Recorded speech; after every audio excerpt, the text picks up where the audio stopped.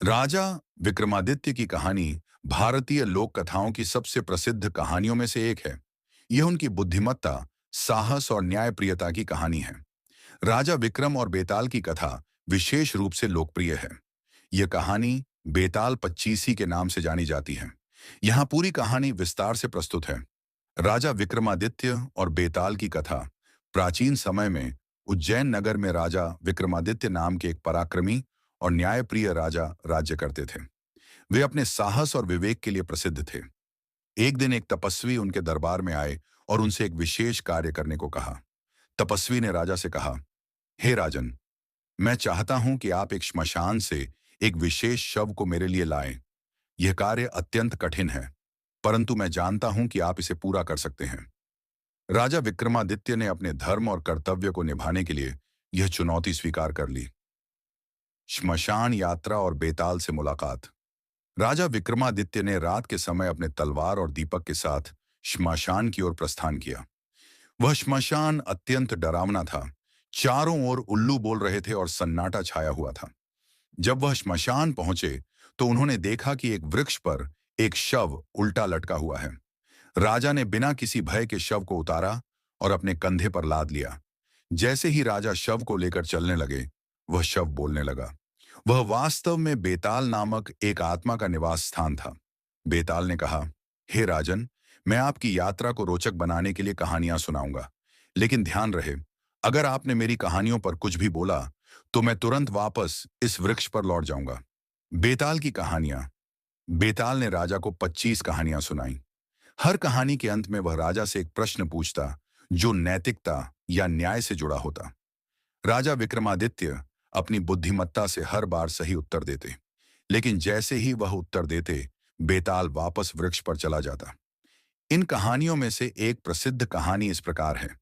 3 वरदान और दुविधा की कहानी। एक राज्य की राजकुमारी अत्यंत सुंदर और बुद्धिमान थी। उसे 3 राजकुमारों ने विवाह का प्रस्ताव दिया। तीनों राजकुमारों के पास अलग अलग विशेषताएं थीं। वेन, पहला राजकुमार भविष्य में होने वाली घटनाओं को देख सकता था। डू, दूसरा राजकुमार मृत व्यक्ति को जीवित कर सकता था।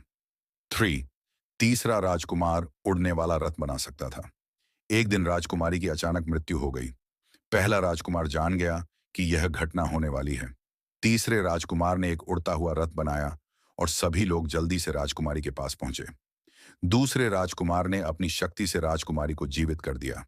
अब प्रश्न यह था, इन तीनों में से कौन राजकुमारी से विवाह करने के योग्य है? राजा विक्रमादित्य ने उत्तर दिया, दूसरा राजकुमार, क्योंकि उसने राजकुमारी को नया जीवन दिया। अन्य राजकुमारों का योगदान महत्वपूर्ण था, लेकिन उसका कार्य सर्वोपरि था। बेताल उत्तर से संतुष्ट हुआ, लेकिन अपनी शर्त के अनुसार फिर से वृक्ष पर लौट गया। अंतिम कहानी और सच्चाई का खुलासा।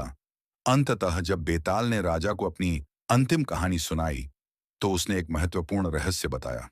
उसने कहा, राजन, जिस तपस्वी ने आपको यह कार्य सौंपा है, वह वास्तव में एक दुष्ट तांत्रिक है। वह इस शव का उपयोग करके आपकी बलि देना चाहता है, ताकि वह अमर हो सके। बेताल ने राजा को तांत्रिक के षड्यंत्र से बचने की योजना भी बताई। जब राजा तांत्रिक के पास पहुंचे, तो उन्होंने बेताल के सुझावों का पालन किया और तांत्रिक को पराजित कर दिया। राजा विक्रमादित्य की विजय। तांत्रिक के मारे जाने के बाद बेताल ने राजा विक्रमादित्य को आशीर्वाद दिया और कहा, हे राजन, आपने अपनी बुद्धिमानी, साहस और न्यायप्रियता से मेरी परीक्षा उत्तीर्ण की है। आपका नाम इतिहास में सदा के लिए अमर रहेगा।